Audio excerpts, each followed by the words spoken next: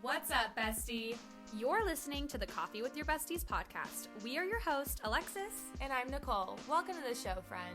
We drop new episodes every Tuesday sharing our advice, experiences, and what it's like to be a solo entrepreneur. Are you looking for your new besties who just get it? Well, here we are. We are ready to share so many fun things with you and bring on exciting guests along the way. If you like what you hear, make sure to hit that subscribe button so that you never miss a thing. Grab your coffee, grab your bestie, and let's dive right in.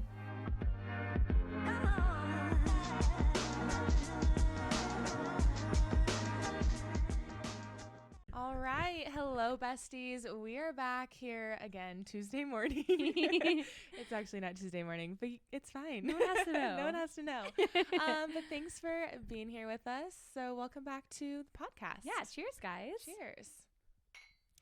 Okay, so today we have such a good episode for you guys.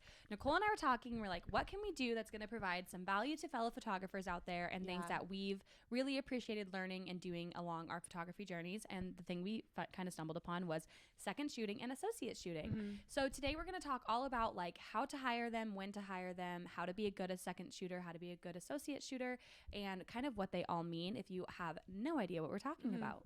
Yeah. So basically what a second shooter is, it kind of is what it sounds like. Exactly. Yeah. You're basically like the assistant. You're there to create like different angles for the main photographer. You're just there to help out and give another creative eye too. And like get the things that the main photographer can't get. Yeah. So I think sometimes with second shooting, especially if it's like your first time second shooting, it can be a little bit scary. You're not really sure what to do. So maybe you like follow the main photographer around all day, because I've totally been there and I've done that.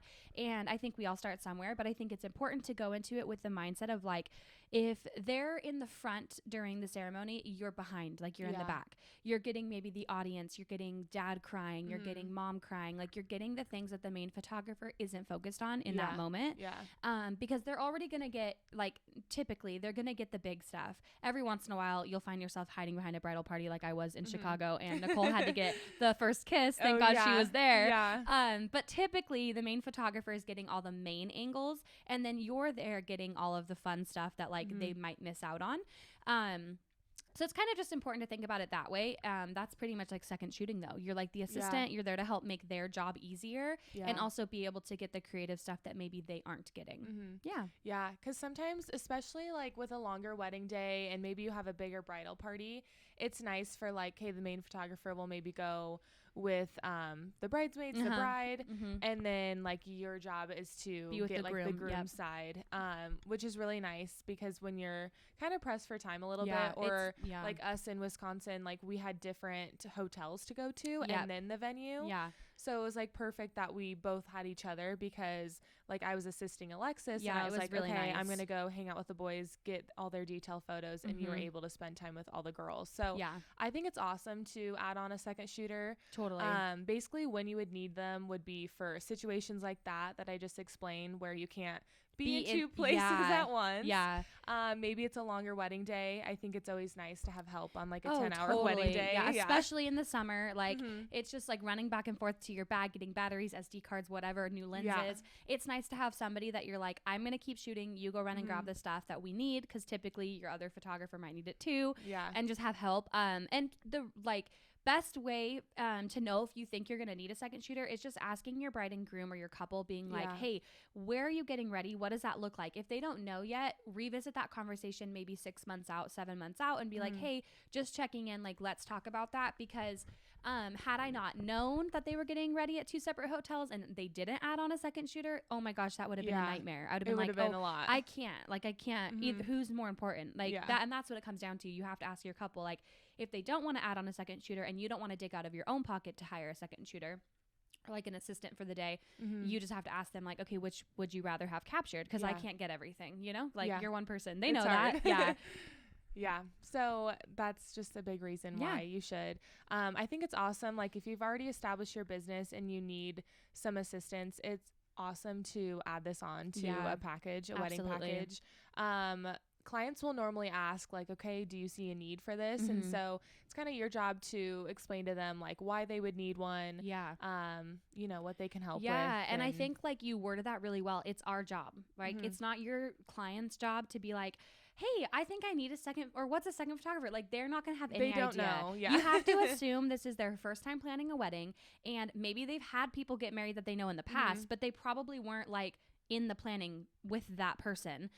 So you just have to really ask the questions and have those, bigger conversations of like asking them to walk you through the flow of a wedding day. Or if they have no idea, you walk them through a typical wedding day in your experience and be like, this is when I think it's important to have a second shooter when you're getting ready at separate areas. If you have like a big bridal party, like there's so many things and like selling points. And I think if you include this as just like an a la carte, like add-on option, you're going to find a lot of brides want it because it's easy to sell the value of it. Because it's really, for us, it makes our jobs easier as the main photographer, knowing we have a backup, getting things that maybe we're missing. It's just really nice. Yeah.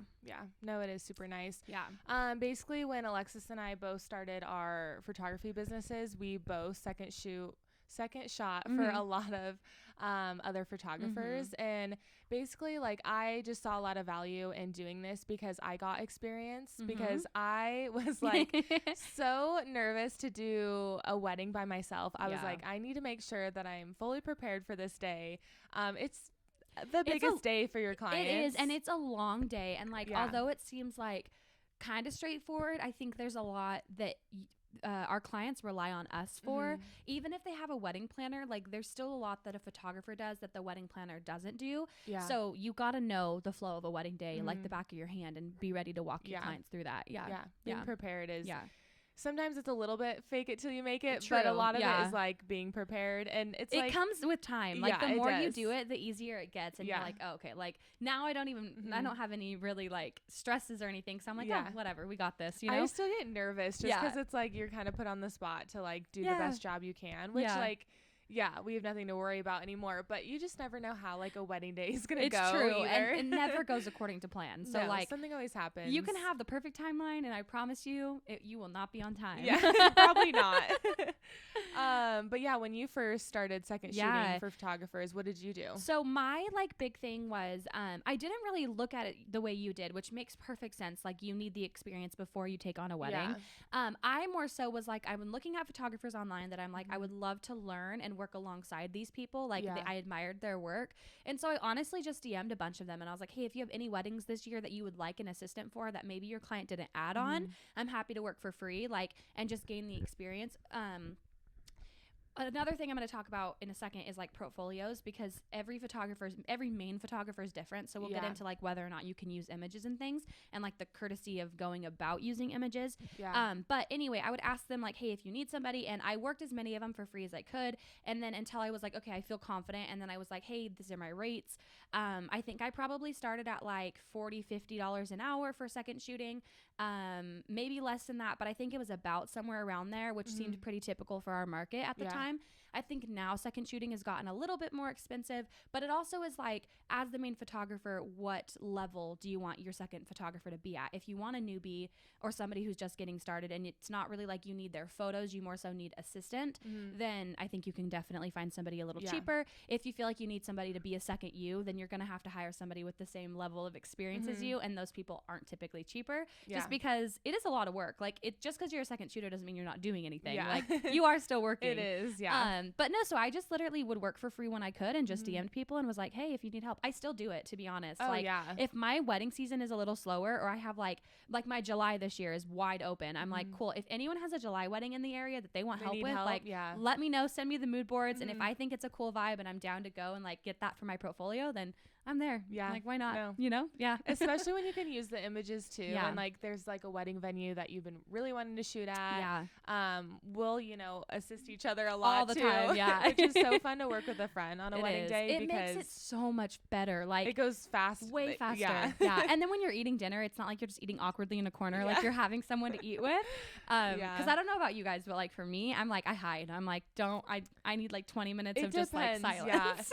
Usually I will go like somewhere else, like out of the room, but it depends. Sometimes like I've actually sat with guests. I've had that happen too, where they like gave me a table like spot or whatever, which is spot like at the pretty table. Special. It is so I special. just feel bad because I'm like, I don't know any of you guys. I know. I'm like, so who's how do this we girl? know the couple? Are you you family? Are you friends? Yeah. Also, side note, we're sorry for the lighting today. There's like clouds moving at 100 miles an hour out there. It's just like dark light. Literally, it's dark light. So if that's gonna give you motion sickness, just listen, don't watch. Sorry about it. But basically, so we've kind of already like dove into a little bit like how to get a second shooting job. We kind of hinted at like you DM'd. Yep. I guess we both DM'd other photographers that we looked up to.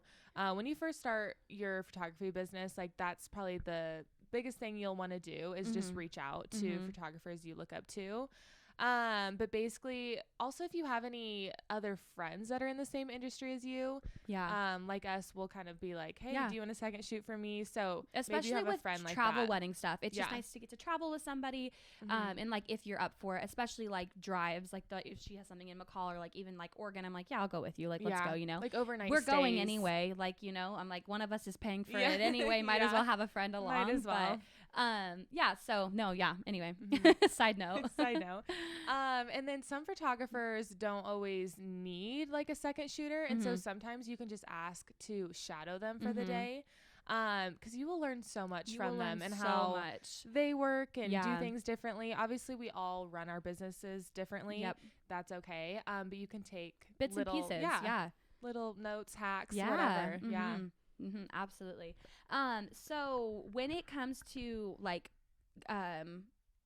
how to get the job as a second shooter, I think if you are able to put together a portfolio of your work, you don't necessarily need to send full galleries. I think if you can send like the big moments of each day, like put a few of them together in a link on whatever gallery delivery service you use, and you can even like email that to different photographers or DM them, be like, here's a link to my work if you'd like to see. I think that like speeds the process along, because then as the main photographers, we can look at that and be like, oh yeah, your work's great. Or like we can be like, okay, yeah, we'll let you know if we have something that we just need to assist it on. Just keep in mind, like we all start somewhere. Even the big people that we idolize, like everyone started not knowing what they were doing, literally faking it till they made it. So don't feel like embarrassed or anything to reach out if you're just getting started, because how else are you going to learn? It's like applying for the job that requires 5 years of experience and you're like, but I just graduated. How do I get 5 years experience? So everyone starts somewhere. But I think just putting together a portfolio, putting together styled shoots if you don't have anything to show yet, attending styled shoots, asking your friends to model, just things that show that you at least know what you're doing behind the camera, because obviously if it's your first day using it, you probably shouldn't be doing weddings. But I think once you have, you know what you're doing and you just need experience running a wedding day, shadowing is a big thing too. Oh yeah. Just like showing up and helping and like figuring out what you can learn. So let's dive into like, what do you learn typically if you're shadowing or like second shooting for somebody on a wedding day? Okay. Yeah. So a big thing is, I know like people run behind and things like that, but I feel like a big thing that I learned was staying on time with the wedding day timeline. Of course, like usually try to have like the timeline on your phone. Like you can set it as your wallpaper for the day. Or your, not wallpaper, but it's the screen. Yeah, screensaver. Wallpaper. Yeah. I was like, because the other one, when you open your phone's like the wallpaper. Oh, okay. I don't know. Either whatever. way. Yeah. Either way. So a big tip is just having that wedding day timeline on your phone right away. It just helps you stay on time. Yeah. Obviously people are running late, but that's okay. Yeah. But sometimes reminding people like, okay, we got 5 minutes left. No, exactly. You know. So that's a big one. Also too, with like group posing, I think with family photos and bridal party photos, it can get a little overwhelming. And I think a lot of photographers, most of us, put together what we call a shot list. And so we ask our bride and groom or our couple, like, hey, are you going to be doing, like how many group photos are you doing? I ask for names, because I think it's easier to be like, I need John, Kathy, Sally, Rebecca, versus being like, Aunt 1, Uncle 2, like it can get confusing. And so I always ask them for like their groups, and then I break them down just so that they know like it's going to be bride and groom and family, groom and family, bride and family, bride and mom, bride and dad, like literally subcategories, just because I like having a super detailed shot list. It makes me run through them a lot faster. And I will just preface, like, if you do weddings, you already know this, and if you're getting into it, family photos is like it can be the worst part of the wedding day, because a lot of people just don't want to be there. Like they understand that they're going to take photos because since the dawn of time of weddings, I'm sure everyone's Mm-hmm. taking family photos. It's just, it can be like herding cats. And so the more prepared you Everyone's are, scattered. yeah. So the more prepared you are as like the second shooter, the easier it's going to be for your main photographer. If you have that list and you're like getting groups ready on the side, Yeah. and then when you see that they're done, you're like, okay, you guys can hop in. Like, it just moves things along faster. Yeah. And then everyone's in a happy mood and they're like, oh wow, that was easy. And Yeah, like, it is nice. It was just easy. line up and because everyone wants to go to cocktail hour. Like they don't always love standing there for pictures, but a lot of it, you know, these pictures are important. Yes. Especially with the grandparents and stuff. Like also with that too. Big tip too is just maybe doing grandparents first. Just because if it's a hot wedding day, you want to get them, you know, in and out of there, put them back in shade, especially sitting down. if they're not super mobile. It's just it's nice to know that you got those memories and they're taken care of, and they're not sitting around waiting till the very end. Yeah, especially in the heat. That's a good point. I feel like sometimes like didn't put them at the top and I put them like near the end, and I was like, oh dang, I hate that I did that. It's like an oversight, but that's a really good point. Because it's like with grandparent photos, you have to get some of them like individually and then with the whole group too. So it's just like you have to have everyone like ready to go. I also, I feel like typically I work biggest to smallest group. So I start with like the extended family, like biggest amount of people, and then I work my way down to the individual stuff. Yeah. So typically like mom and dad and siblings are hanging around the longest, but that's it. Yeah. Which is totally fine. Yeah. All right. So the next thing that you can learn if you're shadowing someone for a wedding day or just second shooting is the ceremony angles. You can kind of learn like where you can best capture like the best angles during the ceremony. So just kind of learning like where the main photographer is going to be at. Making sure that you're not in the way in all the photos. Yeah. So if they're like shooting like down the aisle, getting, you know, whoever's walking down the aisle to the altar, you don't want to be right behind the bride. No. Because like we'll probably get you in all the photos. Yeah. You want to be off to the side. Yeah. It's like just moving around and getting like maybe like the parents' reaction or the groom's. But yeah, just getting like you already said, like the details. Yeah. Yeah. No, I think that's great. And then also too, like with ceremonies, it is nice to see somebody walk you through all of that, because I think that's probably the most intimidating time for a wedding day for all of us is like everyone's staring at us and we're like, oh my God, are we doing everything right? And you know you are, but it's a lot of second guessing sometimes. So it's nice when someone can run you through that who's done maybe, 30 weddings, 50 weddings, whatever it is. And you're like, oh, okay, this is how they're supposed to go. Okay, so the next thing that we are going to talk about with what you can learn from somebody or like when you're shadowing them is how to document candid photos and memories of the day. I think lately we throw around the word candid and documentary wedding photographer very loosely, and it's like I don't know that a ton of photographers really know what that actually looks like and means, because obviously we're documenting the day, we're taking photos. That's a given. But like I feel like documentary wedding photography style is its own whole thing. Yeah. But it's just like you're not interrupting the moments that are happening organically. You are just letting the day happen and you are capturing it. You're not necessarily setting up posed moments throughout the entire day. Of course, at like during bridal portraits and things, of course you're going to help pose and prompt. But I think when you're shadowing somebody, it's nice to listen to how they're communicating with the couple and with the family on how they're capturing all of that. Yeah. Because then you can take little bits and pieces of that away with you for the day and be like, oh, I loved how they said, like, we're gonna, like whatever, right? I can't think of an example at the moment, but it's really nice to just hear how they communicate. That's also why I like random off topic, but I love styled shoots for that same reason, because I love hearing how people prompt and like pose things and it feels so natural. I'm like, oh, I love that, because anyone can like put you side by side, hold hands and take a photo, right? Like it's getting that like feeling in a photo is the cool stuff. Because I feel like so many couples are gonna have their own like inside jokes and little giggly moments. So it's just like capturing them like as is and just enjoying like you're capturing them enjoying each other on their wedding day, and so just capturing those moments are so special. And also like looking at things and saying and being like, did I do the space justice? Like, did I use this venue to its fullest potential where things are set up? And then also like just I don't know, just looking at things a different angle and seeing like how can you make it feel like, how can you tell the story better, if that's like the vibe you're going for as a photographer. The other thing I was gonna say, oh my gosh, it's like escaping my brain as I'm talking. I hate that. Shoot. Oh, For your associate, I don't think I've ever done this, but I think it's something that I think would be really beneficial for your main photographer as a second shooter. If throughout the day there are little inside jokes or things happening that you're like, oh, that's a cute little memory, put it in your notes app, and then you can like send that to your photographer to reflect on, and also you for captions later and telling the story. Like you'll be like, oh my gosh, remember when Rebecca said that funny joke and then Jim was spitting out his champagne or whatever. Yeah. Like it's just, that's so cute. Yeah. So like put it in the notes app. I know a lot of photographers do that after sessions to like blog or whatever. I do it for after wedding days. If things are fresh in my mind, I'm like typing them out really fast, but I think it'd be really cool as a second shooter, typically because you have the time to do that. It'd be nice to just like write down those little moments and be like, hey, also these things happen because I know we forget, you know? Yeah, so anyway, just a random little side bit. Well, in like a wedding day, there's so many different moments happening. And so it's nice to just take a little second, especially as like an associate or a second shooter, and just like kind of little jot it down. Write something up. Yeah. No, I love it. Something else that you can kind of learn about is flat lay photos. This can be a simple thing, but also just knowing like what you can all add in a flat lay photo. There's a lot of details that go into it. So it's like always the rings, if there's vow books, any jewelry, extra wedding flowers, the veil, shoes. Yeah, there's so many. But you can kind of just, I always learned when I can watch someone set something up, I'm like, okay, that's how they did it.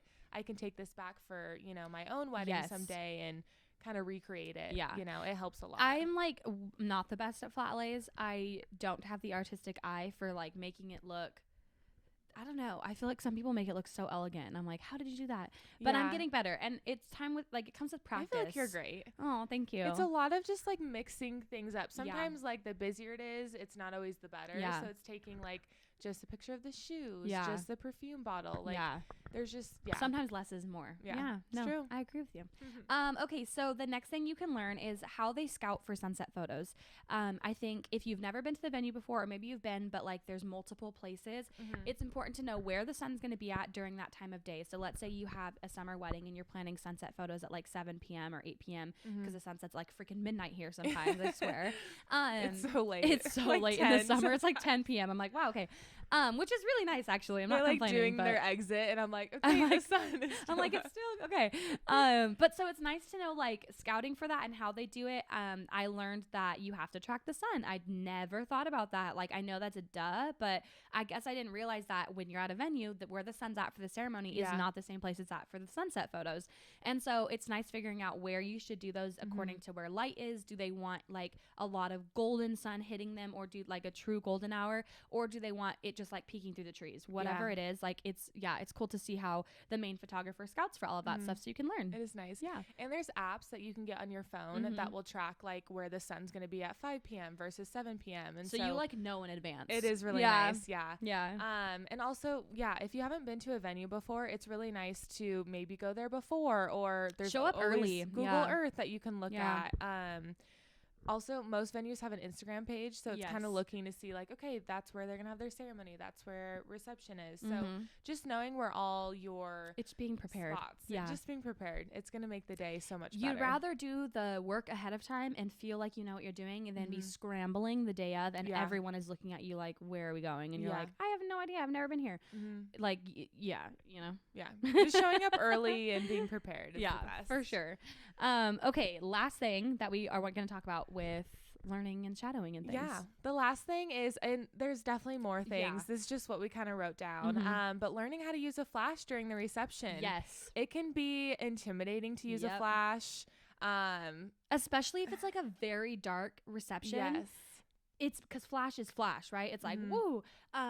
It's cool to see how someone can approach that confidently. Yeah. Because it can be intimidating if it's your first or second time doing it. You're like, oh my God, I'm so sorry. Yeah. But you have you're like to, blinding right? Like people. you're like, I want to get the vibes. Yeah. I will say, I love that the full flash receptions is kind of going out a little bit, and people are learning, like, especially with the era of mirrorless cameras, you can raise that ISO so much higher than you can on a DSLR without it totally distorting the quality of your photo. So you can still capture like the, you know, that low lit light without it feeling like the crappy photo. Yeah.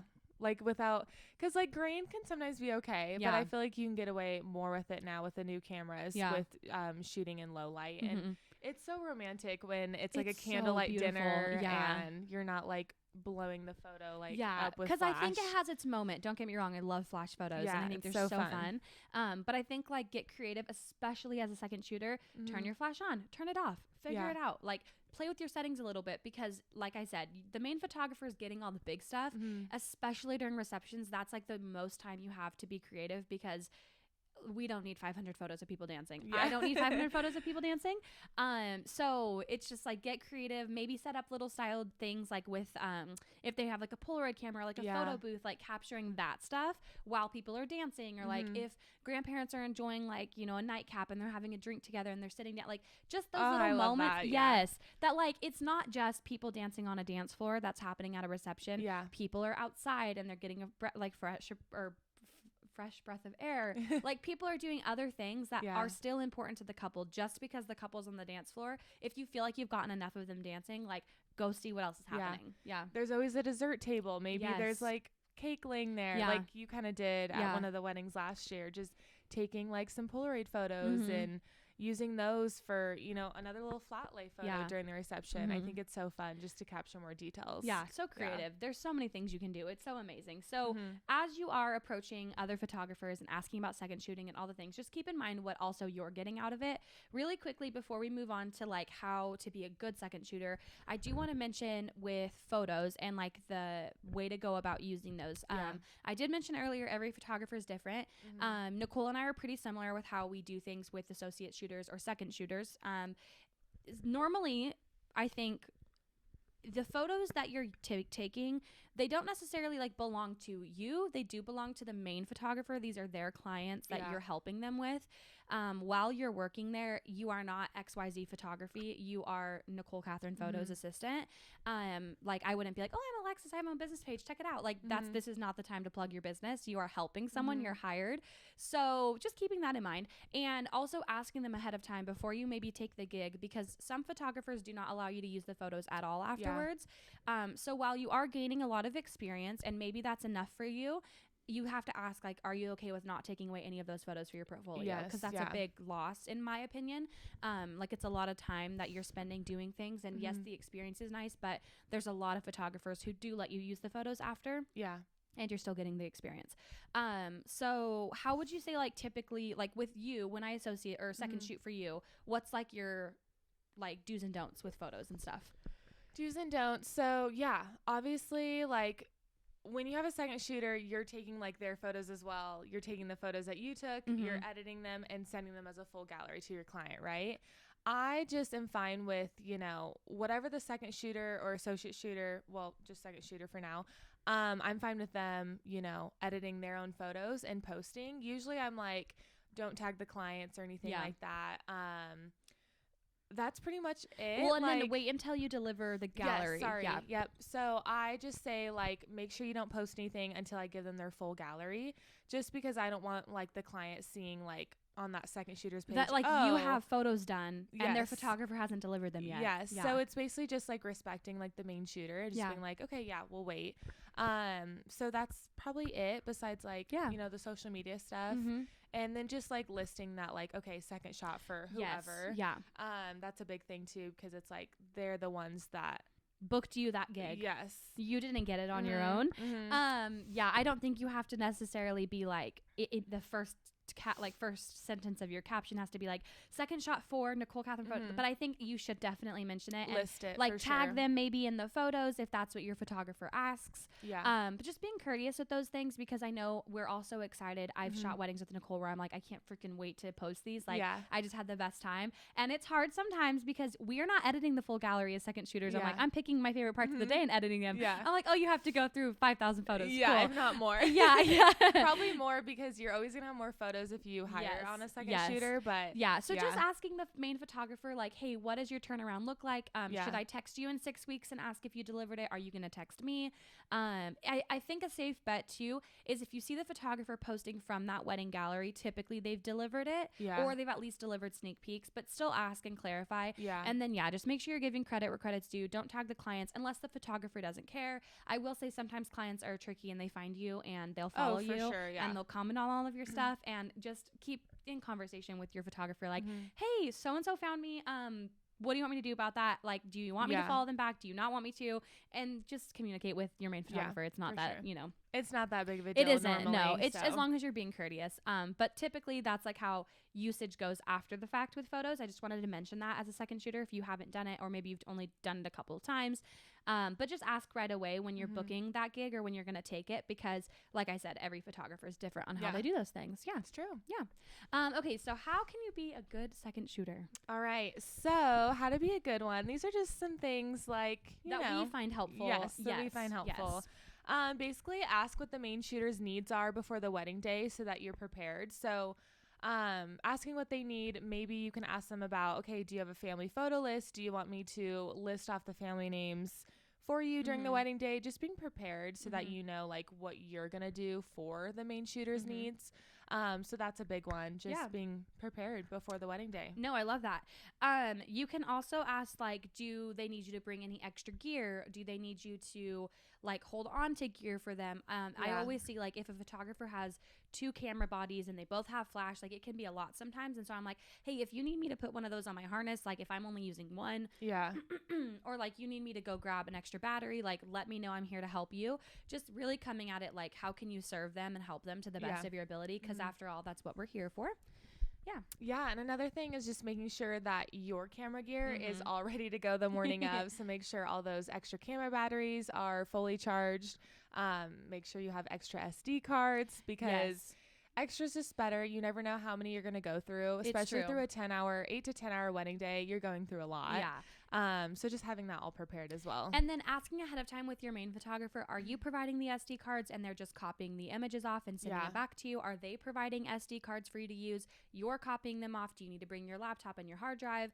Communicating all of that ahead of time so that you know how you're going to get those images. I also will say, if your camera writes dual memory cards, if you are using the other photographer's SD cards, which I feel like is pretty typical, bring along an extra CF card or CF Express card depending on your camera, and like dual write at the same time, so you don't have to worry about copying them later. You'll just have your own copies on your own cards. And it's always nice to have multiple copies on SD cards too. So but no, I love that one. That's a good one. Also, just another thing, we kind of hinted at this earlier, but communicating with the main shooter, what angles they kind of want from you. Basically, just go to them before the ceremony and be like, hey, where do you want me? I can be here or here. I don't want to be in your way. Just communicating, because usually if you're the main shooter or second shooter, you're kind of already asking if there's a videographer there. You're kind of being like, okay, I don't want to be in your way.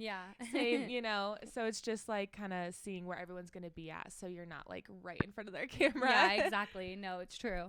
And then you are assisting them, so ask if they need things throughout the day. Do they need a granola bar? Do they need water? Have they drank water today? It can be a lot, and we definitely put like our bodies just go in hyperdrive, and we don't like necessarily focus on that stuff. So it's just kind of important, like being like, hey, I know we packed like those hydration packs, like I made you a water bottle, here you go. Like just being helpful and being on top of that stuff is really nice. Because although we do eat at dinner eventually, it's a long day, it's a long morning, and it's nice to just be like, helpful. It is nice. And usually when it's a hot wedding day, it's like we all need more water than we think. So I'm like always carrying around bottles with me, like hiding them behind trees. I'm like, okay, if you need water, have it. No, because I had a wedding a couple summers ago. It was so hot. I was like, oh, I need to leave the ceremony and get water. Like, I'm going to pass out, because I forgot to bring my bottle with me. Thank God I went to the DJ or whoever was doing the music, and I was like, do you have any extra water back here? And he's like, I do. And I was like, oh my God, I'm going to die. I was like, I'm literally going to pass out. I need to sit down. It was so bad. So don't do that.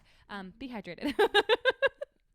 It's something so simple, but I'm like, I've had a wedding where I'm like, I I haven't fainted. Gone to the restroom once today. I'm like, that's healthy. I'm like, that's not great. So if you're getting into photography, and exactly, this is how you need to prepare. Make sure you go to the bathroom. Another thing is take behind the scene videos. Yes. Sometimes you're good at it, sometimes you're bad at it. Your main shooter is going to be grateful that you took these videos for them, especially of them working. Like if they're interacting with the bride and they're fixing her veil or like helping with makeup or putting whatever, like they want those for not only themselves, for maybe their like Instagram and things, but also just like we do so much for our couples. And I think sometimes it's nice to be able to showcase that, like, and they can put themselves in the shoes of like the video and being like, oh wow, she's like so much more than just a photographer.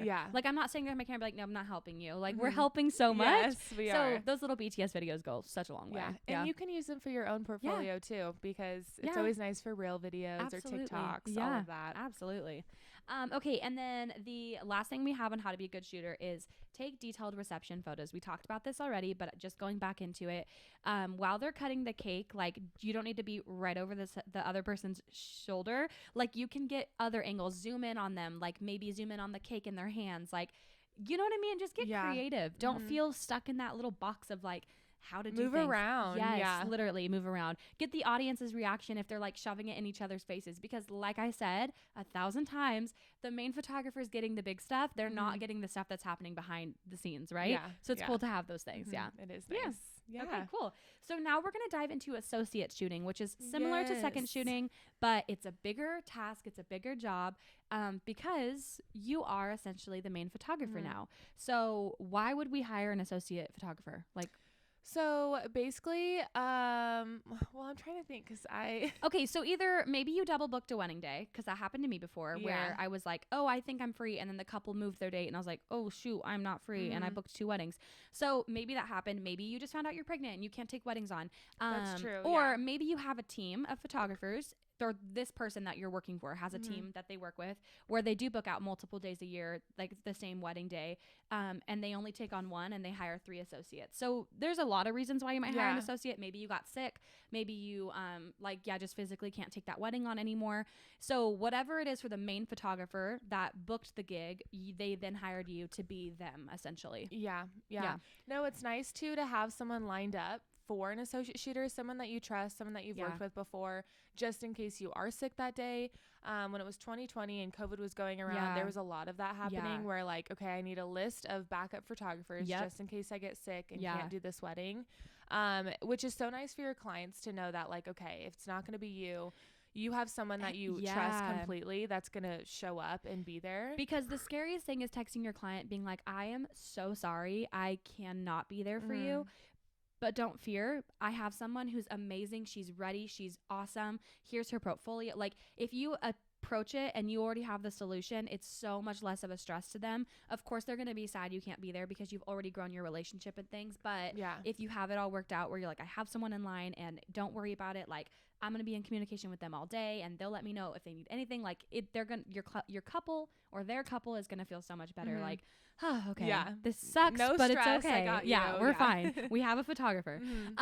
So yeah, associate shooting is, like I said with second shooting, a lot of the same rules apply. You're no longer your business name. You're now whoever hired you business name.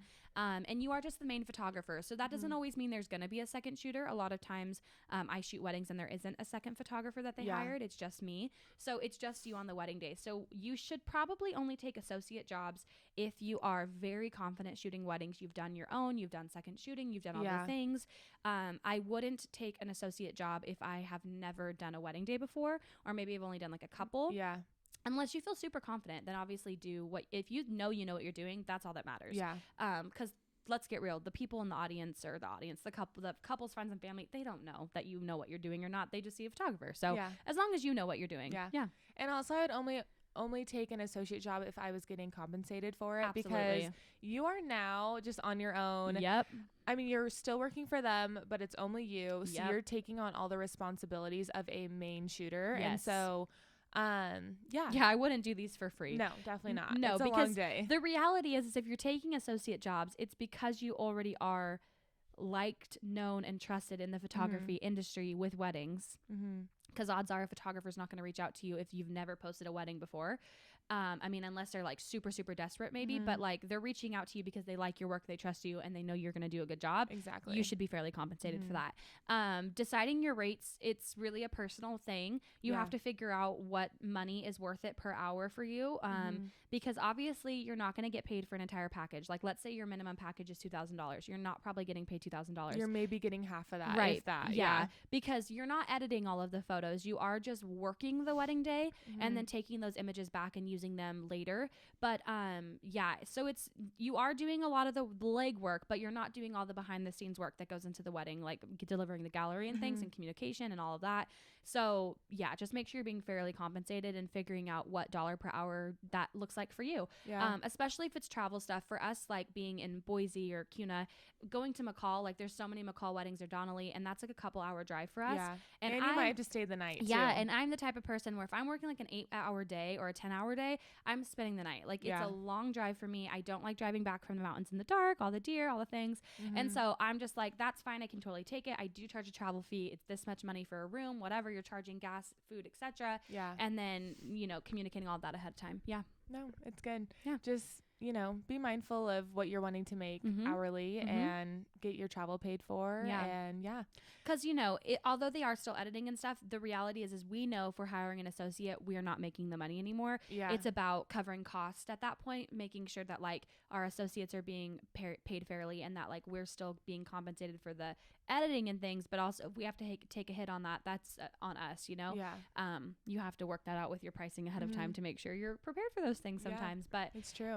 Yes, as your associate shooting, with like being a good associate shooter, it's a lot of the same things, except making sure you're getting all of those big moments, getting as many of the small ones that you can throughout the day, but also just really focusing on, I think when I associate shoot, I almost do, this is going to sound funny, but I almost do a better job than I do at the weddings.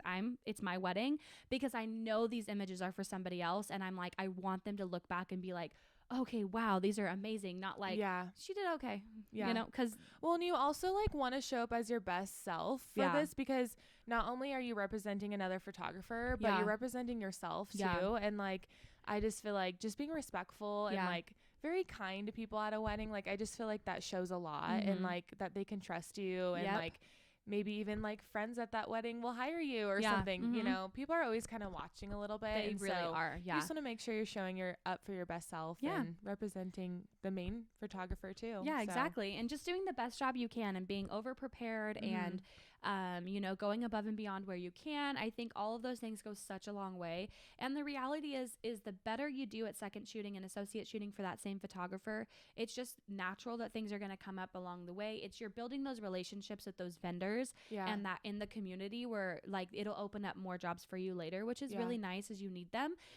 Because wedding photography season it like ebbs and flows. Sometimes you're on top of the world and you're busy and you booked 40 weddings that year. Sometimes you have 7. So it just, it's nice to know that you've worked with enough people that you're like, they're confident in the work I provided. And if they're not, ask for feedback. Like, hey, what can I do better for you next time? I had a photographer when I was first getting started. She was like, you did such a good job. The only thing I would pay attention to is you cut the train off of the dress a lot. Like, you need to take a step back. And I was like, oh my gosh, I didn't even notice that.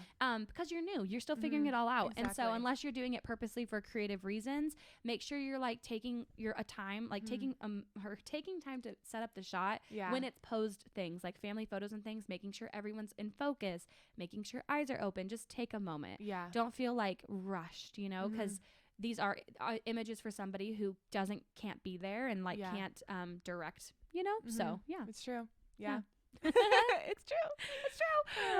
But no, it's so much fun, and it's such a great way to get your like leg in the door and really like get experience and build your portfolio, and just do it on with second shooting. You're doing it as like, it's almost like a safety net. It's like, if you don't get the exact perfect shot, it's probably okay because the other photographer did, but you're still learning so much. And so it's just really, really cool. And then as you're getting more experience and you are still not booking maybe as many weddings as you'd hope, it's nice to associate shoot, because you're not maybe making a ton of money, but you are still building up your portfolio, and staying busy and staying relevant in the industry is such a huge thing. There's so many of us, and obviously there's room for everybody, but it's cool to get to stay on top of like the fun trends that are happening, or whatever. And when you're associate shooting, you get to be a little bit pickier. I think you take the weddings that are really exciting to you, not necessarily like a barn wedding if that's not your vibe. Like if they're like, oh, it's whatever, and you just get to be a little pickier because typically you're further along in your career at that point. Usually, but just so many fun things to second shooting and associate shooting. But make sure, like, if you're offering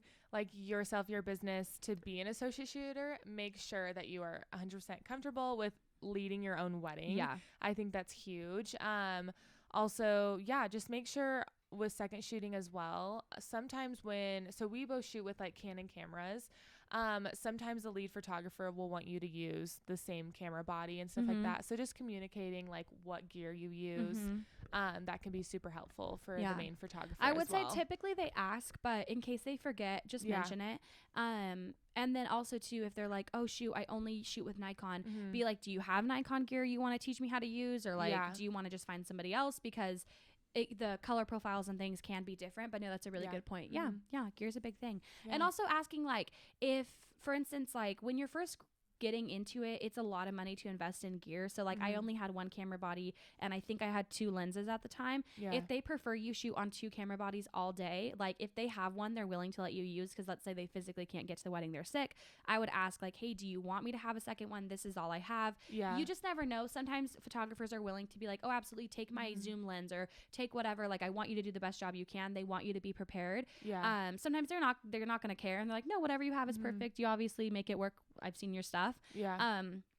But yeah, don't get too discouraged if you feel like you don't have enough gear. I mean, I still really only shoot on one camera body. I like had a backup for a long time and I was like, I bring this and I never use it. It's good to have, I guess, in case something happens. But when you're buying brand new gear, I'm like, the odds of something happening are slimmer. But you know, you never know. And you can always rent gear too. Or like we said, like a friend might have. I did that a lot too. I would rent gear at first because I was like, okay, I want one just in case. Well, and also I was like getting ready to jump to a next camera body and I didn't want to make the leap of like buying it yet. And I was like, but I want to know I know how to use it when I get it. So it's nice to do that stuff. It is nice. So but just anyway, a lot of helpful tips if you guys are just starting out your photography business, you want a second shoot for someone. DM all the people that you look up to, because usually they'll have a spot or a wedding that they can think of and be like, hey, actually I need help on this on this wedding, on this date. Or you can even ask them like, hey, can I just shadow you? Like I would love to learn from you. I think just like diving in and like getting all the experience you can before you take, you know, a main role to be a photographer for someone's wedding day. Just make sure you're 100% prepared and ready to take it on. Absolutely. 'Cause it's a big deal. It is. And you're the only one. Like if it's your wedding and you're the photographer, like you got to do the best job you can. So anyway, it's true. It's so much fun. And you learn with time. So your first wedding's not going to be your best wedding. Maybe it is, probably not. Let's get real. We all start somewhere. So just, you got to leap. Yeah. But we hope this episode was helpful for you guys. We loved talking about this because we've both done both of these positions lots of times. And it's just really cool to share this with you guys and hopefully help somebody who's getting into the industry, because we know how nerve-wracking it can be. I still get nervous. I know. So you guys, if you have anxiety or just nerves on a wedding day, it's just normal. So absolutely. But anyway, you guys, thank you so much for listening. We will see you on the next episode. If you haven't already liked and subscribed to the YouTube channel and Spotify and Apple and all the things, we would appreciate it. But see you next time, follow guys. us on Instagram if you haven't yet either. You know, you never know where you're gonna find us. At Coffee with Your Besties. We do a lot of write-in episodes. We love to hear from you guys. If you have funny stories and things or topics that you think you'd love to hear about, we would love to hear from you guys and get all of those opinions. Thank you for being here. Bye guys. Cheers, besties.